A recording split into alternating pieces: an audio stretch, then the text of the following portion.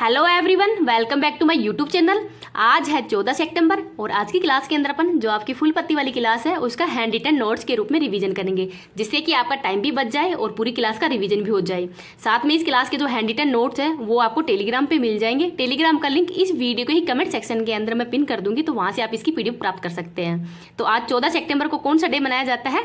तो राष्ट्रीय हिंदी दिवस है। वो कब मनाया जाता है? तो 14 सितंबर को ही मनाया जाता है, तो इसको भी याद रख लीजिएगा। तो चलो अब आज की क्लास की शुरुआत करते हैं क्वेश्चन नंबर 1 से। तूफान डेनियल ने किस देश के अंदर हाल ही के अंदर तबाही मचाई है? तो जो लीबिया देश है अफ्रीका महाद्वीप के अंदर, तो वहाँ पर इस तूफान ने तबाही मचाई है।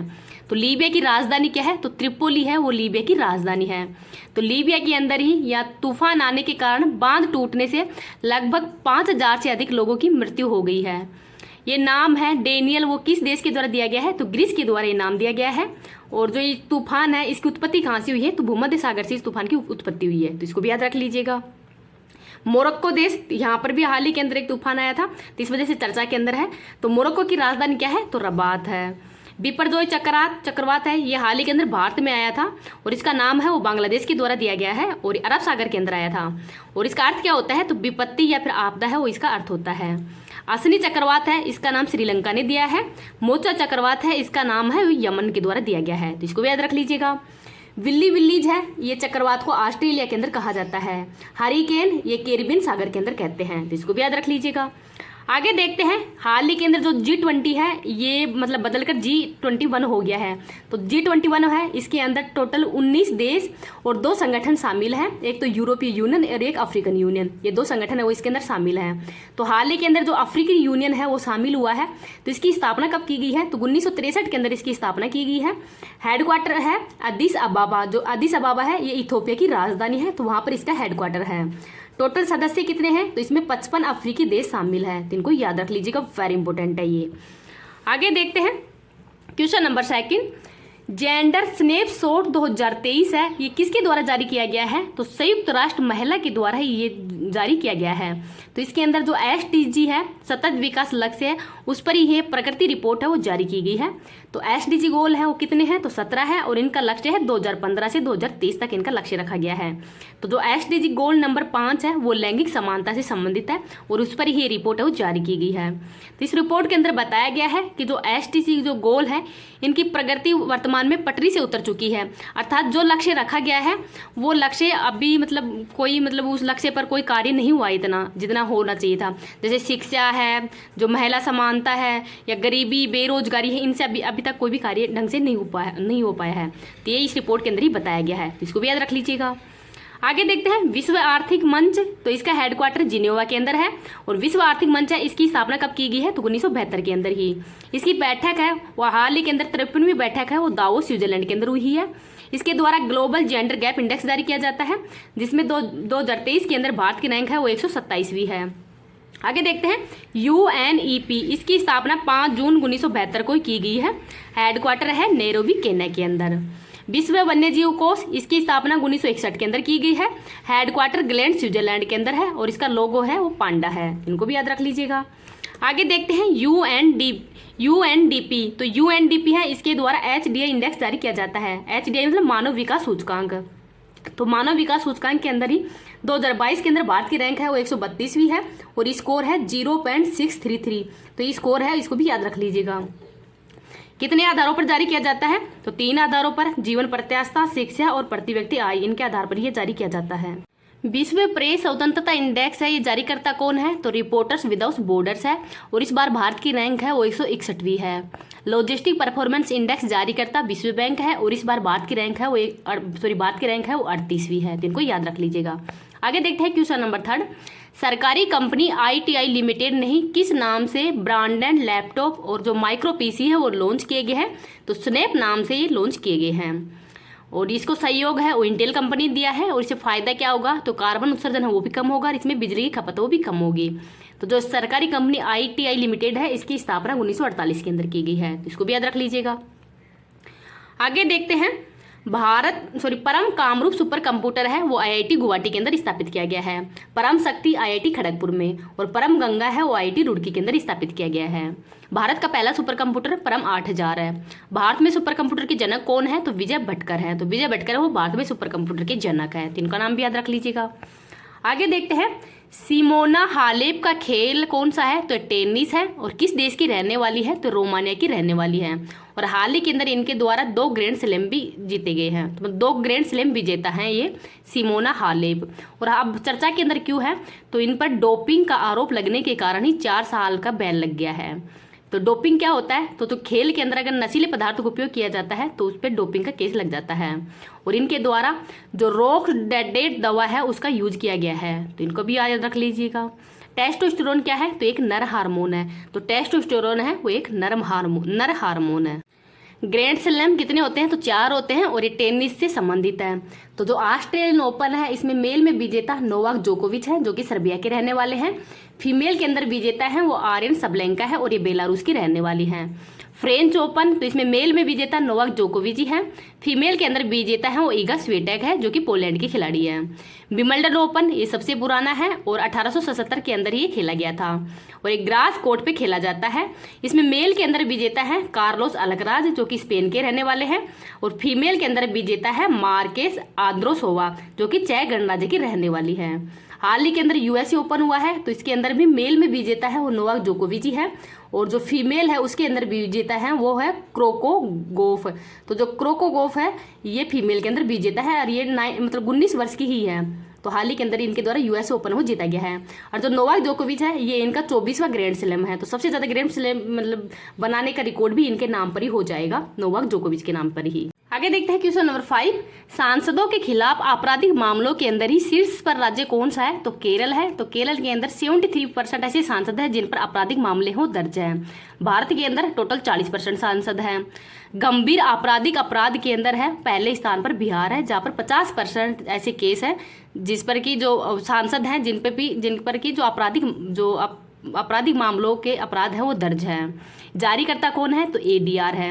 हाल ही के अंदर एडीआर की रिपोर्ट आई थी जिसमें कि सबसे अमीर मुख्यमंत्री कौन है? तो वाईएस जगनमोहन रेड्डी है जो कि आंध्र प्रदेश की मुख्यमंत्री हैं, और सबसे गरीब मुख्यमंत्री तो ममता बनर्जी है पश्चिम बंगाल की मुख्यमंत्री, तो इनको नाम भी याद रख लीजिएगा।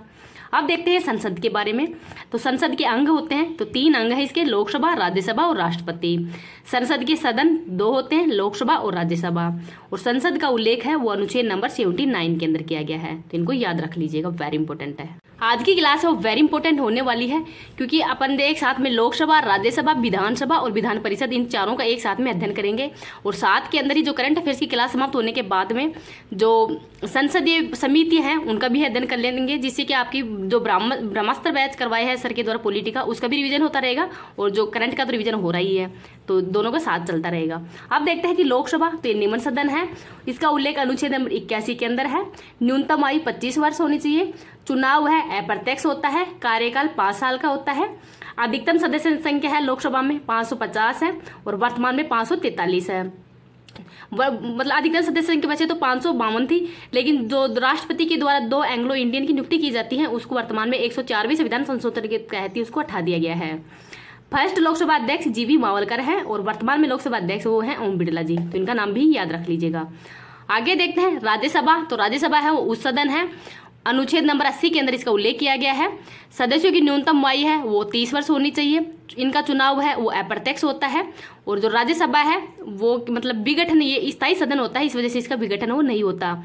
और इसके जो सांसद हैं इनके कार्यकाल है वो 6 साल का होता है, और प्रति 2 वर्ष के अंदर इसके 1/3 सदस्य हैं वो सेवानिवृत्त हो जाते हैं। अधिकतम सदस्य संख्या 250 है, वर्तमान में 245 है। निर्वाचित सदस्य 233 है, और मनोनीत सदस्य हो 12 है। तो जो मनोनीत सदस्य हैं इनका जो मनोनीत कौन करता है? तो राष्ट्रपति द्वारा ही 12 सदस्यों को मनोनयन किया जाता है। राज्यसभा की सभापति है वो कौन है? फर्स्ट तो राधाकृष्णन जी हैं, तो भारत जो उपराष्ट्रपति होते हैं वही राज्यसभा के सभापति होते हैं। वर्तमान में कौन है? तो जगदीप धनखड़ हैं, तो इनका नाम भी याद रख लीजिएगा। आगे देखते हैं विधानसभा, तो विधानसभा है ये निम्न सदन होता है, और अनुच्छेद नंबर 170 के अंदर इसका उल्लेख किया गया है। न्यूनतम आयु 25 वर्ष होनी चाहिए। चुनाव प्रत्यक्ष ही होता है। कार्यकाल 5 वर्ष का होता है। अधिकतम सदस्य संख्या 500 होनी चाहिए। न्यूनतम 60 होनी चाहिए। अध्यक्ष तो जो सदन का सदस्य होता है वही इसका अध्यक्ष होता है। विधान परिषद तो ये उच्च सदन होता है, इसका भी विघटन नहीं किया जाता है। इसका उल्लेख अनुच्छेद नंबर 171 के अंदर किया गया है। जो सदस्यों की न्यूनतम आयु है वो 30 वर्ष होनी चाहिए। इनका चुनाव भी अप्रत्यक्ष ही होता है और सदस्यों का कार्यकाल है वो 6 वर्ष का होता है। इसकी अधिकतम सदस्य संख्या है वो जो विधानसभा है उसकी सदस्य संख्या की 1/3 होनी चाहिए और न्यूनतम सदस्य संख्या वो 40 होनी चाहिए। और इसका जो सभापति है वो सदन का सदस्य ही होता है। तो सभापति है वो सदन में से ही चुना जाता है। तो इसको भी याद रख लीजिएगा, वेरी इंपॉर्टेंट है। तो इन चारों का रिवीजन है वो एक साथ हो जाएगा, क्योंकि इनसे भी 1-2 क्वेश्चन तो आपको एग्जाम के अंदर देखने को मिल जाते हैं। अब आगे देख लेते हैं जो नया संसद भवन बना है उसके बारे में देख लेते हैं। इसका शुभारंभ है वो प्रधानमंत्री मोदी जी के द्वारा ही 28 मई 2023 को ही वीर सावरकर की जयंती पर किया है। इसका आकार त्रिभुजाकार है। वास्तुकार बिमल पटेल है। लोकसभा की क्षमता है वो 880 सीटों की है। राज्यसभा की जो क्षमता है वो 384 सीटों की है। इसमें के अंदर ही संगोल भी स्थापित किया गया है जो कि सत्ता हस्तांतरण का ही प्रतीक है। चोल साम्राज्य के समय का है और इसके शीर्ष पर नंदी की मूर्ति है जो कि न्याय का प्रतीक है। तो इनको भी याद रख लीजिएगा। ये जो नया संसद भवन है वो टाटा कंपनी के द्वारा ही बनाया गया है और प्रोजेक्ट का नाम है सेंट्रल विस्टा। तो सेंट्रल विस्टा प्रोजेक्ट के तहत ही इस भवन का निर्माण किया गया है। तो इन सब पॉइंटों को याद रख लीजिएगा। आगे देख लेते हैं क्वेश्चन नंबर 6। पहली बार ट्रांसजेंडर प्राइड वॉक का आयोजन है वो कहाँ पे किया गया है? तो पहली बार जो ट्रांसजेंडर प्राइड वॉक है इसका आयोजन लखनऊ उत्तर प्रदेश के अंदर ही किया गया है। और जो ट्रांसजेंडर है इनका परिधान क्या है? तो ये रंग बिरंगे जो वस्त्र हैं ये पहनते हैं। इनका उद्देश्य क्या था? तो जो ट्रांसजेंडर है उनको बेहतर चिकित्सीय सुविधाएं मिले, ये इसका उद्देश्य है। आगे है जो समलैंगिकता है वो अपराध नहीं है। तो ये कौन से केस में बताया गया है? तो जो नवतेज कौर केस है उसके अंदर ही बताया गया है कि जो समलैंगिकता है वो अपराध नहीं है। तो ये आईपीसी की धारा नंबर 377 के अंदर है। सर्वाधिक तरंग धैर्य है वो किस रंग का होता है? तो लाल रंग का होता है, क्योंकि इसका प्रकीर्ण है वो सबसे कम होता है, इस वजह से इसका तरंग धैर्य वो सबसे अधिक होता है। इसको याद रख लीजिएगा। आगे देखते हैं question number 7। Indonesia badminton masters पुरुष वर्ग के विजेता कौन है? तो किरण जॉर्ज हैं। और किसको हराकर बने हैं? तो जापान को हराकर। और जो इंडोनेशिया बैडमिंटन मास्टर्स है इसका आयोजन कहाँ पे किया गया है? तो सुमात्रा के अंदर इसका आयोजन किया गया है। महिला के अंदर विजेता है एस्टर नुइमी। तो एस्टर नुइमी है ये महिला के अंदर विजेता है। आगे देखते हैं इंडोनेशिया के बारे में देखते हैं। इंडोनेशिया की राजधानी जकार्ता है और इसकी नई राजधानी है वो नूसंतारा है बोर्नियो द्वीप पर। आसियान का हेडक्वार्टर है वो इंडोनेशिया के जकार्ता के अंदर ही है। यहाँ पर द्वीप है सुमात्रा, जावा और बोर्निया। G20 2022 की बैठक है वो इंडोनेशिया के अंदर ही हुई थी 17वीं। और G20 2023 की बैठक वो भारत के अंदर हुई है और G20 2024 की बैठक वो ब्राजील के अंदर होगी। आसियान की जो 43वीं बैठक है इसका आयोजन भी जकार्ता के अंदर ही हुआ है। और यहाँ पर ज्वालामुखी है माउंट सिनाबुक, मेरापी और क्राकातोआ ज्वालामुखी है इंडोनेशिया के अंदर ही है। तो इनको भी याद रख लीजिएगा। आगे देखते हैं बैडमिंटन से संबंधित जो ओपन है इनको देख लेते हैं। कोरियाई ओपन व स्विच ओपन है इनके विजेता सात्विक व चिराग हैं। ओरलियंस ओपन है इसके विजेता प्रियांशु राजावत हैं। कनाडा ओपन के विजेता लक्ष्य सेन हैं। योनेक्स सनराइज के विजेता कुल्लाउत हैं जो कि थाईलैंड के हैं। आगे है विश्व बैडमिंटन चैंपियनशिप जिसका आयोजन कोपेनहेगन डेनमार्क के अंदर ही किया गया है। इसमें कांस्य पदक है वो विजेता है एच प्रणय। और एच प्रणय के द्वारा ही जो मलेशिया मास्टर्स है वो भी विजेता है। तो एच प्रणय के द्वारा ही मलेशिया मास्टर्स है वो विजेता कौन है? तो एच प्रणय ही है। इनका नाम भी याद रख लीजिएगा। आगे देखते हैं क्वेश्चन नंबर 8। महापाषाण काल के ही डोलमेन साइट पर प्राचीन टेराकोटा की मूर्तियां मिली हैं। तो कहाँ पे मिली है? तो कर्नाटक के अंदर मिली है। तो कर्नाटक के जो दक्षिणी कन्नड़ के अंदर ही मुंडबिद्री स्थान है वहां पर ये जो डोलमे साइट है उसकी प्राचीन टेराकोटा की मूर्तियां हैं वो मिली हैं। तो टोटल 8 मूर्तियां मिली हैं। तो इसमें गाय, मोर, देवी माँ और घोड़ा इन आदि की मूर्तियां थी यहाँ पे। तो ये मूर्तियां मिली हैं, तो इनको याद रख लीजिएगा। आगे देखते हैं ऑन साइट प्रतिष्ठित संग्रहालय तमिलनाडु के ही आदिचनलेर तुथुकुडी है वहां पर ये संग्रहालय वो स्थापित किया गया है। हड़प्पा सभ्यता का सबसे बड़ा संग्रहालय तो राखीगढ़ी हरियाणा के अंदर है। जूना खटिया स्थान तो गुजरात के अंदर है। हड़प्पा सभ्यता कैसी सभ्यता है? तो ये कांस्य युगीन सभ्यता है। तो इसको भी याद रख लीजिएगा। आगे देखते हैं क्वेश्चन नंबर 9। डोली भेड़ के आविष्कारक कौन है? तो इयान विल्मुट है और ये स्कॉटलैंड के रहने वाले हैं। हाल ही के अंदर इनका निधन हो गया है, इस वजह से चर्चा के अंदर है। तो इनको पार्किंसन रोग था जो मस्तिष्क से संबंधित है, इस रोग के कारण इनकी हाल ही में निधन हो गया है। जो विश्व का पहला क्लोन तो ये डॉली भेड़ ही है, जिसके आविष्कार इयन विल्मुट है। तो जो डॉली भेड़ है इसका पहले नाम 6LL3 था, तो 6LL3 इसका पहले नाम था, वर्तमान में इसका नाम डॉली भेड़ है, तो इसको भी याद रख लीजिएगा। आगे देखते हैं, NDRI करनाल हरियाणा के द्वारा ही गिर नस्ल की जो मादा बछड़ा है वो बनाया है, उसका नाम क्या है, तो गंगा है। लिसा क्या है, तो ये AI आधारित पहली क्षेत्रीय न्यूज एंकर है, जो कि उड़ीसा सरकार के द्वारा ही इसको लॉन्च किया गया है। निराक्षी क्या है, तो पानी के अंदर बारूदी सुरंग है। परबल क्या है, तो ये लंबी दूरी की रिवॉल्वर है और इसका निर्माण है वो कानपुर उत्तर प्रदेश में किया गया है। जल दोस्त, तो ये जल बोट है, जो कि खरपतवार को समाप्त करने के लिए ही इसको लॉन्च किया गया है बेंगलुरु के अंदर। चैट GPT किसने लॉन्च की है, तो OpenAI के द्वारा। बार्ड तो ये गूगल के द्वारा लॉन्च की गई है, और जुगलबंदी है ये माइक्रोसॉफ्ट के द्वारा लॉन्च की गई है। इन सबको याद रख लीजिएगा।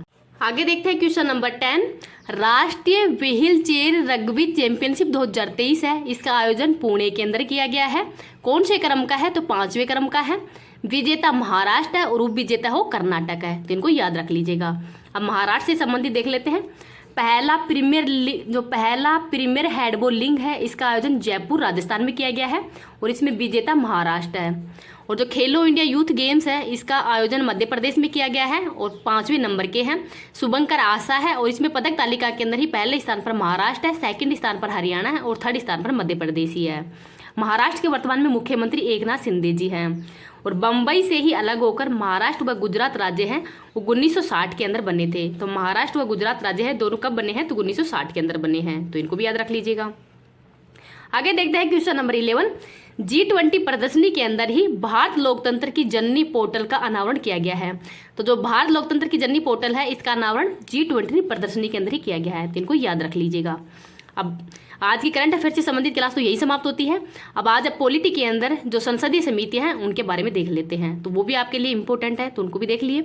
और आपको ये क्लास पसंद आए तो आप इसको ज़्यादा से ज़्यादा लाइक एंड शेयर कर देना, और अभी तक चैनल को सब्सक्राइब नहीं किया तो प्लीज़ चैनल को सब्सक्राइब भी कर लेना, और एक प्यारा सा कमेंट भी कर देना, जिससे कि ये क्लास आपको कैसी लग रही है ये मेरे को थोड़ा पता लगे, तो आपको कमेंट जरूर करना है। पॉलिटी के अंदर आज अपन संसदीय समितियां पढ़ेंगे। तो संसदीय समितियां हैं, कितनी होती हैं, तो स्थायी और अस्थायी 2 प्रकार की होती हैं। जिसमें स्थायी है वो वित्तीय समितियां, और अन्य के अंदर जो विशेषाधिकार समितियां हैं या फिर विभागीय समितियां हैं, ये अन्य समितियां होती हैं। और एक होती है अस्थायी समितियां। तो अस्थायी समितियां जो थोड़े समय के लिए ही उनका गठन किया जाता है, वो होती है अस्थायी समितियां। तो जो वित्तीय समितियां हैं ये 3 प्रकार की हैं। तो कौन कौन सी है इनके बारे में देख लेते हैं, इंपॉर्टेंट है। लोक लेखा समिति, तो ये भारत की सबसे पुरानी जो समिति है वो है लोक लेखा समिति, और इसका गठन है वो भारत शासन अधिनियम 1919 के अंतर्गत ही 1921 के अंदर इसका गठन किया गया है। इसके अंदर टोटल 22 सदस्य होते हैं, जिसमें 15 तो लोकसभा से होते हैं और 7 राज्यसभा से होते हैं, तो इनको याद रख लीजिएगा। इसके अंदर मंत्री परिषद के जो सदस्य हैं वो शामिल नहीं होते हैं। कार्यकाल 1 वर्ष का ही होता है। अध्यक्ष है वो विपक्षी दल का होता है, और अध्यक्ष का चुनाव है वो लोकसभा अध्यक्ष के द्वारा किया जाता है। तो अध्यक्ष का चुनाव है वो कौन करता है, तो लोकसभा अध्यक्ष, और जो अध्यक्ष होता है वो विपक्षी दल का होता है। प्राक्कलन समिति है, जो ये लोक लेखा समिति है, इसको प्राक्कलन समिति की जुड़वा बहन भी कहा जाता है, तो इसको भी याद रख लीजिएगा। और ये लोक लेखा समिति है, ये भारत सरकार और जो CAG है इसकी रिपोर्ट की जांच करने का कार्य करती है, तो इनको याद रख लीजिएगा। आगे देखते हैं प्राक्कलन समिति। तो जो प्राक्कलन समिति है ये स्वतंत्रता के बाद में गठित पहली समिति है, और इसकी जो गठन है वो जॉन मंथाई समिति है उसकी सिफारिश पर ही 1950 के अंदर इसका गठन किया गया है।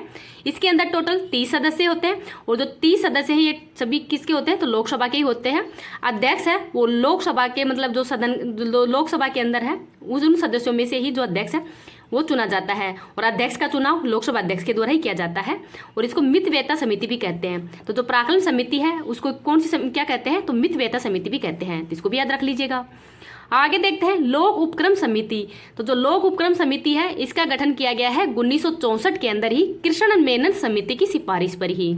इसके अंदर 22 सदस्य होते हैं, जिसमें 15 तो लोकसभा से होते हैं और 7 राज्यसभा से होते हैं। अध्यक्ष तो अध्यक्ष है वो लोकसभा अध्यक्ष के द्वारा ही इसकी नियुक्ति की जाती है, इसको भी याद रख लीजिएगा। और लोक उपक्रम समिति है, इसका कार्य क्या है, तो जो सरकारी कंपनी है इनके लेखाओं की जांच करना ही इसका प्रमुख कार्य है। जो भी जो घोटाले होते हैं ना उनकी जांच करने का कार्य लोक उपक्रम समिति का ही है, तो इसको भी याद रख लीजिएगा। आगे देखते हैं जो विभागीय स्थायी समितियां हैं वो टोटल कितनी होती हैं, तो टोटल 24 होती हैं, और इसके अंदर सदस्य कितने होते हैं, तो टोटल 31 सदस्य होते हैं, जिसमें से 21 सदस्य तो लोकसभा से होते हैं और 10 सदस्य हैं वो राज्यसभा से होते हैं। तो ये भी क्वेश्चन मतलब आ चुका है कि विभागीय जो स्थायी समितियां हैं इसके अंदर मतलब विभागीय स्थायी समितियां हैं वो टोटल कितनी हैं, तो 24 हैं। अन्य होती हैं जैसे विशेषाधिकार समिति है, तो विशेषाधिकार समिति है इसके अंदर मतलब कितने सदस्य होते हैं, लोकसभा से कितने होते हैं, राज्यसभा से कितने होते हैं, तो विशेषाधिकार समितियां भी होती हैं। और भी अन्य समितियां होती हैं जो कि स्थायी समिति के अंदर ही शामिल है, और अन्य जो थोड़े समय के लिए जिनका गठन किया जाता है वो होती है अस्थायी समितियां। तो मेन तो ये 3 समितियां हैं, इनको थोड़ा याद रख लीजिएगा। लोक लेखा समिति, प्राकलन समिति और लोक उपक्रम समिति, इन तीनों को थोड़ा सा याद रख लिए, कब इनका गठन किया गया है, कितने सदस्य होते हैं, और मतलब जो अध्यक्ष है वो विपक्षी दल का होता है या उसी दल का होता है। बस ये थोड़ा याद रख लेना इन समितियों के बारे में, क्योंकि इनसे भी क्वेश्चन एग्जाम के अंदर आ जाते हैं।